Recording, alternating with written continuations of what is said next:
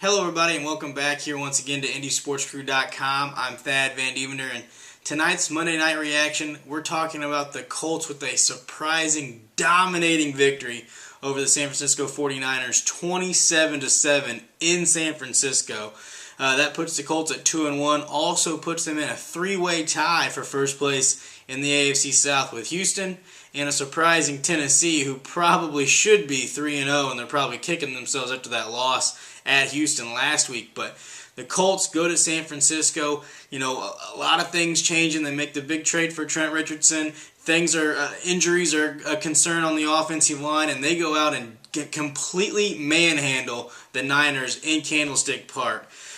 You have to look first off at the defense of the Colts in this game. Obviously, you hold the Niners to only 7 points. You're probably going to win most games if you hold the opposition to only 7 points, but they only allow 254 total yards of offense for the Niners. This is a team last season when they put Colin Kaepernick in that was churning out yards like crazy. Numerous games over 400 and even 500 yards of total offense in a couple of games, and they got nothing going. There was no rhythm for them at all, and the Colts defense forces 2 turnovers of the Niners, and that sealed the deal. And they were completely dominant. A couple of guys in particular I thought played great. Jarrell Freeman looks like he's finally back to 100%. He played well last week against Miami, played great yesterday against San Francisco. Antoine Bethea, a guy that's been nicked up, also played huge. He was so fast to the football yesterday, and he laid some hits on some people, just bringing the lumber on a couple of big hits. And overall, the defense was pretty good. Not a ton of pressure from the defensive line,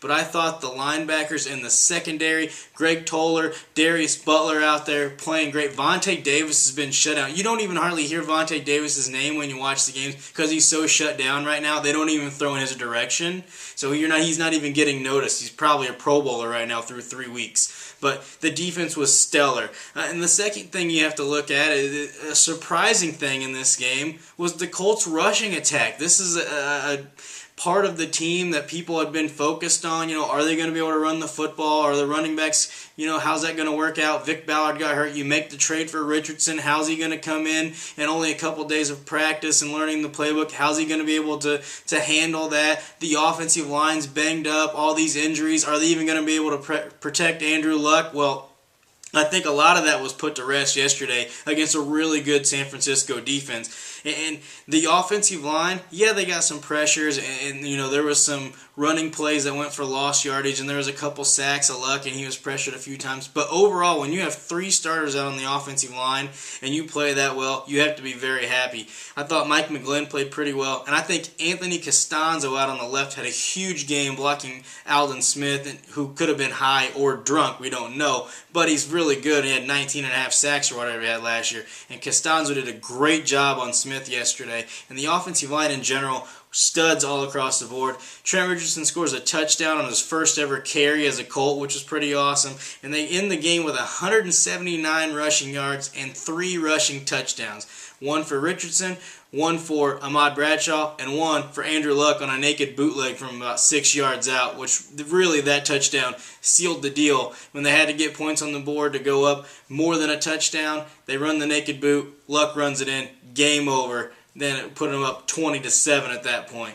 And here's a surprising stat for you right now. What were we just talking about was a major concern for this team going into the year, running the football? After 3 weeks, I know it's early, the Colts are 4th in the NFL in rushing yards per game, averaging 146.3 yards a game right now. And the third thing we have to touch on, and a lot of credit's going to go to Coach Pagano, and it should. This is a great bounce-back win on the road after, letting one maybe slip through your fingers at home against Miami. But how about Pep Hamilton and Greg Minuski, the offensive and defensive coordinators for the Colts? Huge game plans that paid off. The Colts on offense with Pep Hamilton, they want to run the ball. You get Trent Richardson, you have Ahmad Bradshaw, and they were just banging it.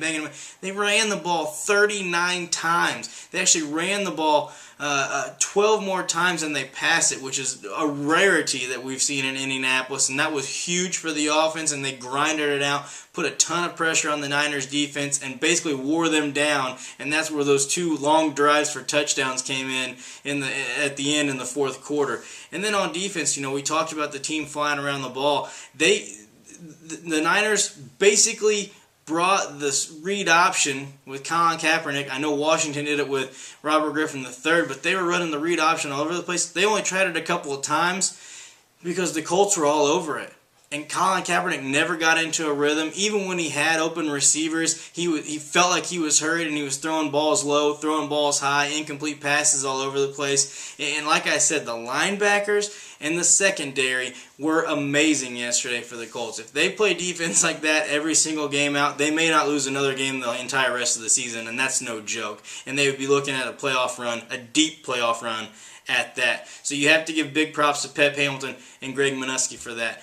Big win on the road. Now you have to go on the road again. It's their first divisional game. You go on the road at Jacksonville this week. The Jags have been the worst team in the NFL, so the Colts need to take care of business. Get this one against Jacksonville before you come home and you take on Seattle. You want to be 3-1 through the first quarter of the season, put you in a prime spot in the division and in the playoff race. Thanks for coming to IndySportsCrew.com, and we'll see you again next time.